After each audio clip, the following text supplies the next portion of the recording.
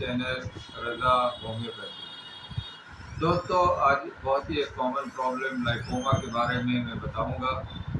मेरे कई व्यूअर्स ने मुझसे लाइपोमा के बारे में पूछा है कि ये क्या होता है, क्यों होता है। तो दोस्तों, लाइपोमा बहुत ही कॉमन प्रॉब्लम है। ये ज़्यादातर यंग एज में नौजवानों को और मिडिल एज के जो लोग होते हैं, चाहे पुरुष हो चाहे महिलाएं हों, ये दोनों को होता है, लेकिन ये मर्दों में ज़्यादा होता है। तो दोस्तों, लाइपोमा आमतौर पर एक चर्बीदार गांठ होती है जो स्किन और मसल्स के बीच में बनती है, और फैट सेल बहुत ज़्यादा जब ग्रो होते हैं तो वो फैट सेल एक जगह डिपॉजिट होने लगते हैं और गांठ बना लेते हैं। तो यही चर्बीदार जो गांठ होती है, इसी को लाइपोमा कहते हैं, जो मसल और स्किन के बीच होती है। ये सिंगल भी हो सकते हैं और मल्टीपल भी। ये बॉडी में कहीं भी हो सकते हैं। आमतौर पर ये गर्दन में हो सकते हैं, पेशानी पे भी हो सकते हैं, या आपके हाथ पैरों में हो सकते हैं, पेट पर हो सकते हैं, या पीठ पर हो सकते हैं। ये बॉडी के हर पार्ट में हो सकते हैं। ये आमतौर पर इसमें दर्द बिल्कुल नहीं होता, और इससे घबराने की डरने की भी कोई बात नहीं है। ये बिनाइन ट्यूमर होता है, और लोग डर जाते हैं कि मुझे ये कैंसर से तो नहीं हो रहा है। तो ये बिल्कुल डरने की बात नहीं है। बहुत रेयर केस में कैंसर सेल हो सकता है। तो इसकी आप आसानी से जांच कर सकते हैं। अगर आपका जो लाइपोमा है, अगर आपके स्किन पे, हाथ पे कहीं लाइपोमा है, अगर आप हाथ से छुएंगे, बहुत ही सॉफ्ट है। अगर वो मूव करता है, इधर से दबाएंगे तो इस तरफ पुश हो जाता है, या इस तरह से दबाएंगे इस तरफ पुश हो जाता है। तो ये आपका बिनाइन ट्यूमर है, और इसमें दर्द बिल्कुल नहीं होता, और ये बहुत ही सॉफ्ट होते हैं। कैंसर का जो मैलिग्नेंट ट्यूमर होगा, वो छूने से, दबाने से हार्ड लगेगा, और वो एक जगह फिक्स रहेगा और उसमें दर्द होगा। ये होता है। लेकिन ये है कि बिनाइन ट्यूमर बहुत ही कॉमन है, हर जगह बॉडी में हो सकता है, और इसमें कोई घबराने की बात नहीं है। इसकी बहुत सारी वजह होती हैं, लेकिन कोई एग्जैक्ट कॉज नहीं है। आमतौर पर मेडिकल साइंस ने इसकी कोई वजह नहीं बताई है, लेकिन कुछ वजह है जिसकी बिना पर हम इसको वजह को जान सकते हैं और इसका इलाज कर सकते हैं। तो आमतौर पर जो लाइपोमा होता है, ये जो चर्बीदार गांठ होती है, वो फैमिली हिस्ट्री में ज़्यादा होती है। अगर फैमिली में पेरेंट्स को, मदर को, किसी को है, तो बच्चों को भी हो सकता है। और जेनेटिक ये कॉज है, जेनेटिक कॉज होने की वजह से ये फैमिली हिस्ट्री में आता है। तो अगर फैमिली में किसी को, फैमिली हिस्ट्री में अगर कैंसर की शिकायत है, स्किन कैंसर की शिकायत है, तो ये उसमें फिर ये होता है कि ये कैंसर से हो सकता है। तो इसलिए अगर फैमिली हिस्ट्री में कैंसर है, तो आप इसकी ज़रूर जांच कराएं। अदरवाइज फैमिली में अगर कैंसर की हिस्ट्री नहीं है, तो ये नॉर्मली लाइपोमा होता है, जो बिनाइन ट्यूमर होता है। ये धीरे धीरे बढ़ता है, और ये काफ़ी क्रॉनिक होता है, काफ़ी दिनों से रहता है। शुरुआत में ये थोड़ा सा साइज मटर के दाने की तरह होता है, लेकिन जो धीरे धीरे बढ़ने लगता है। देखने में आमतौर पर ये जाहिर नहीं होता, लेकिन आप जब छुएंगे तो बॉल की तरह एक गांठ नज़र आएगी, और ये कहीं भी हो सकता है, और इसका कोई परेशानी की बात नहीं है। अगर आप इसका दवा का ऑपरेशन इलाज है एलोपैथी में, तो आमतौर पर इसका इलाज है ही नहीं, सिर्फ सर्जरी है। लेकिन आप सर्जरी करने के बाद देखा गया है कुछ एरिया में और दुगना तिगुना और लाइपोमा हो जाता है। इसलिए सर्जरी कभी ना कराएं, और इसका होम्योपैथिक इलाज कराएं। तो ये होम्योपैथिक में इसका बहुत ही अच्छा इलाज है। लेकिन ये है कि ये क्यों होता है, ये मैंने आपको ये बताया कि फैमिली हिस्ट्री में होता है।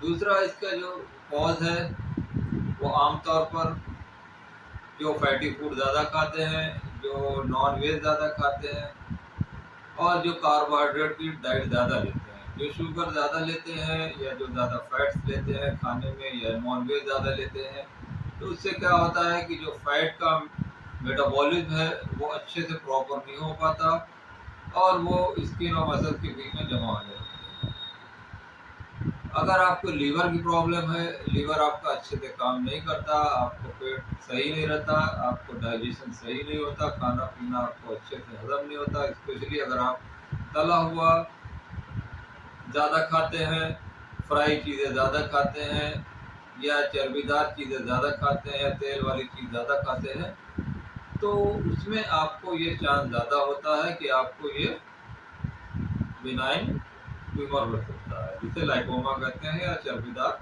गांठ कहते हैं। कुछ केसेस में कुछ महिलाएं होती हैं जो हार्मोन्स लेती हैं, हार्मोन्स रिप्लेसमेंट कराती हैं, उनको भी ये प्रॉब्लम हो सकती है। जो डायबिटीज़ के पेशेंट हैं या जिनका लिपिड प्रोफाइल में कोलेस्ट्रॉल बढ़ा हुआ आता है, ट्राइग्लिसराइड बढ़ा हुआ है, या एलडीएल बढ़ा हुआ आ रहा है, तो उस केस में भी ये आपको लाइपोमा हो सकता है। मॉडर्न लिविंग जो आजकल बहुत ज़्यादा सेडेंट्री लाइफ है, आराम की लाइफ होने की वजह से लोग एक्सरसाइज नहीं करते, खाना पीना परहेज नहीं करते, फैटी फूड ज़्यादा खाते हैं या नॉनवेज ज़्यादा खाते हैं और आराम करते हैं, एक्सरसाइज नहीं करते। एक्सरसाइज नहीं करने की वजह से जो हमारी एनर्जी है वो बॉडी में स्टोर हो जाती है और वो फैट बन जाती है। तो यही फैट डिपॉजिट हो करके एक गांठ बनाने लगती है।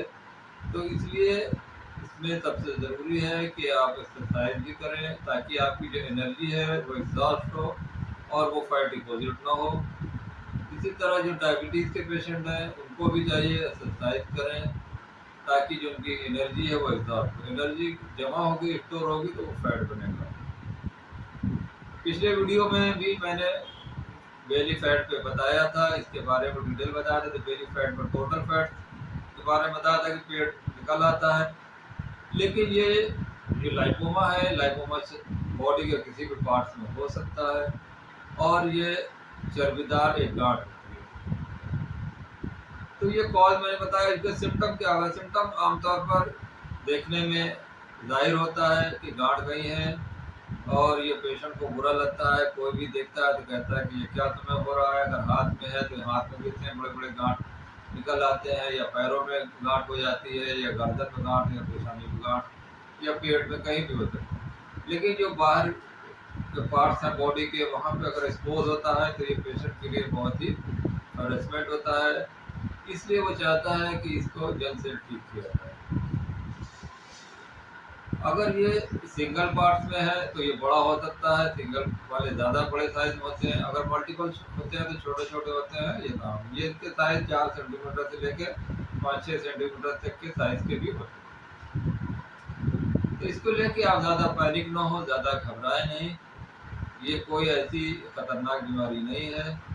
आप अगर डाइट परहेज करते हैं, खाने पीने में परहेज करें, एक्सरसाइज ज़्यादा करें, अपनी एनर्जी को, कैलोरी को ज़्यादा लॉस करें, तो उससे आपका ये लाइपोमा कम हो सकता है। तो लाइपोमा एक्सरसाइज करना है, खाने पीने में नॉनवेज को बंद करना है, वेजिटेरियन डाइट लेना है, और जो रिफाइन तेल या रिफाइन मैदा या रिफाइन चावल, ये सब आपको परहेज करना है। गुड हेल्दी फैट आपको लेना है। आप जो फैट लेते हैं वो हेल्दी फैट होना चाहिए। हेल्दी फैट आमतौर पर ऑलिव ऑयल होते हैं, इसको आप यूज़ करें। और जो आपके ड्राई फ्रूट्स होते हैं उसमें हेल्दी फैट्स होते हैं, इनका आप इस्तेमाल कर सकते हैं। तो जो हेल्दी फैट्स होते हैं ये जो फैट्स को हटाने का भी काम करते हैं। ये हार्ट के लिए भी अच्छा होता है, आपके ट्राइग्लिसराइड जो बढ़ा है उसके लिए भी अच्छा होता है, और आपका जो एलडीएल बढ़ा हुआ है उसको भी कम करता है। तो हेल्दी फैट्स में आप जितने ड्राई फ्रूट्स आते हैं उनका इस्तेमाल कर सकते हैं, ऑलिव ऑयल का इस्तेमाल कर सकते हैं, और मछली का इस्तेमाल आता है। मछली के अंदर भी बहुत ही अच्छा गुड फैट होता है। लेकिन इन फैट को लेने के अलावा आपको एक्सरसाइज भी करना बहुत ज़रूरी है। आप डेली कम से कम 40 मिनट 45 मिनट एक्सरसाइज करें, चाहे योगा करें, चाहे आप जिम ज्वाइन कर लें, चाहे आप रनिंग करें, चाहे आप जो भी करें। डेली आप सुबह उठ करके कम से कम आप 40 मिनट चलें, और रात में खाने के बाद भी आप कम से कम 40 मिनट पैदल चलें। तो ये सब करने से आपका जो वेट है वो भी नहीं बढ़ेगा और आपका जो फैट डिपॉजिट हो रहे हैं, जो आपके लाइपोमा हो रहा है वो कम होगा। तो ये मोटे लोगों को ज़्यादा होता है क्या, मगर इसका मतलब ये नहीं कि ये दुबले लोगों को, ये दुबले लोगों को भी होता है। तो ये लाइपोमा आमतौर पर कोहनी के इस तरफ भी हो सकता है, यहाँ पर भी बड़े बड़े हो जाते हैं, या बगल में भी यहाँ लाइपोमा, या घुटने के नीचे वहाँ भी ये लाइपोमा बड़े बड़े होते हैं। ये अक्सर औरतों में ज़्यादा देखा गया है, जो या जो उनकी वेट ज़्यादा है उनको ये ज़्यादा होता है। तो इसलिए इसका ये है कि आप इसके बारे में ज़रूर सीरियस हों और इसको हल्के में ना लें, और इसका मैनेजमेंट होम्योपैथिक से करें और खाने पीने की डाइट से करें। तो होम्योपैथिक में इसका स्कोप क्या है? होम्योपैथिक में इसका बहुत ही अच्छा स्कोप है, बहुत ही अच्छी दवाएं हैं। और होम्योपैथिक में दवाएं तो हैं, लेकिन कोई पेटेंट होम्योपैथिक दवा इसकी नहीं है कि मैं ये दवा बता दूं कि ये हर मरीज को फ़ायदा हो, ऐसा नहीं। पेशेंट के सिम्टम के अनुसार है, पेशेंट का जैसा सिम्टम होगा, माइंड बॉडी के हिसाब से जो उसका टोटल कॉन्स्टिट्यूशनल सिम्टम आएंगे, उस सिम्टम की बेसिस पर वो उसकी दवा होगी। तो जो साइकोटिक ग्रोथ होता है, ये होम्योपैथिक में जो एंटी साइकोटिक मेडिसिन है उनका ज़्यादा इस्तेमाल करना है। साइकोटिक का मतलब ये है कि ओवर ग्रोथ होना, फीवर का ग्रोथ होना, या मस्से ग्रोथ होना, या बॉडी में स्टोन बनना, ये सब साइकोटिक ग्रोथ है। वेट ज़्यादा होना, ओवर वेट होना, ये सब साइकोटिक ग्रोथ है। जो मेटाबॉलिज्म बॉडी के अंदर स्लो हो रहा है, उस मेटाबॉलिज्म को बढ़ाना है, जिससे कि फैट डाइजेस्ट हो और फैट जो है नोट्स में कन्वर्ट ना हो, लाइपोमा में कन्वर्ट ना हो। इसलिए जो बॉडी का मेटाबॉलिज्म है, स्पेशली फैट मेटाबॉलिज्म, वो आपका सही होना चाहिए। अगर आपका फैट मेटाबॉलिज्म लो है तो आपका ये लाइपोमा चर्बीदार गांठें आपको बनेगी।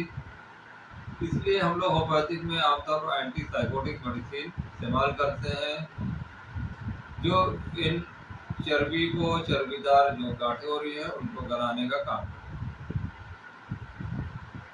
तो इसके लिए कॉन्स्टिट्यूशन मेडिसिन ज़रूरी है। और क्या मतलब ये नहीं कि इसमें कुछ दवाएं हैं जो नहीं काम करती हैं, जो कुछ दवाएं हैं जो कुछ पेशेंट में ज़रूर काम करती हैं, वो हर कोई ले सकता है। जैसे कि नंबर 1 मेडिसिन है फैडोलेका बेरी। मैंने पिछले वीडियो बेली फैट में भी बताया था कि फैडोलेका बेरी चर्बी को गलाने के लिए एक बेहतरीन दवा है।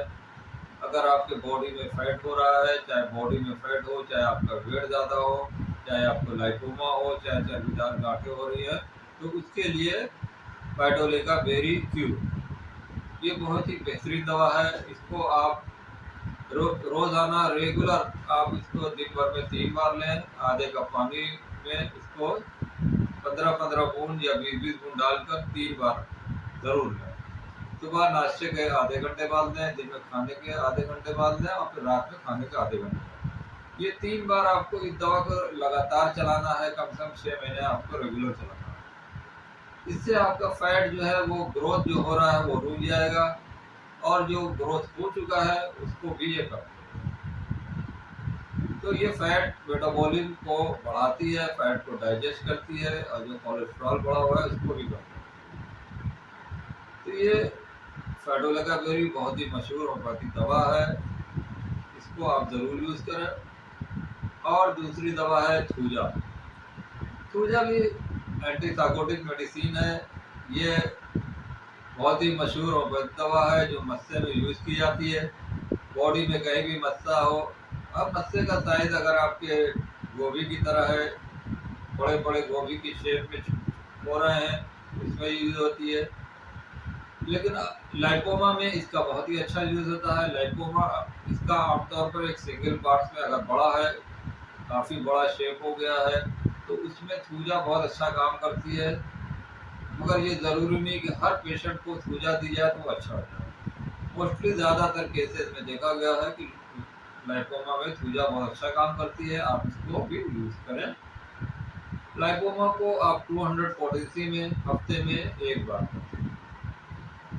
इसको हर हफ्ते कम से कम 4 बार लें, 1 महीने तक लें, और उसके बाद आप देखें कि अगर आपका फैट कम हो रहा है, आपका लाइपोमा कम हो रहा है, तो इसको फिर आप कंटिन्यू करें।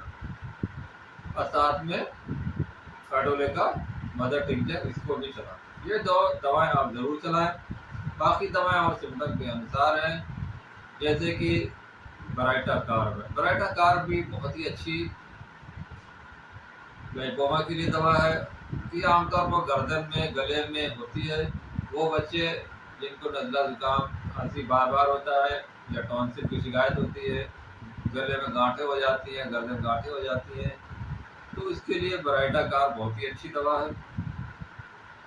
इसी तरह नाइट्रम सल्फ है। नाइट्रम सल्फ भी एंटीसाइकोटिक मेडिसिन है। ये गांठ के लिए बहुत ही अच्छी दवा है।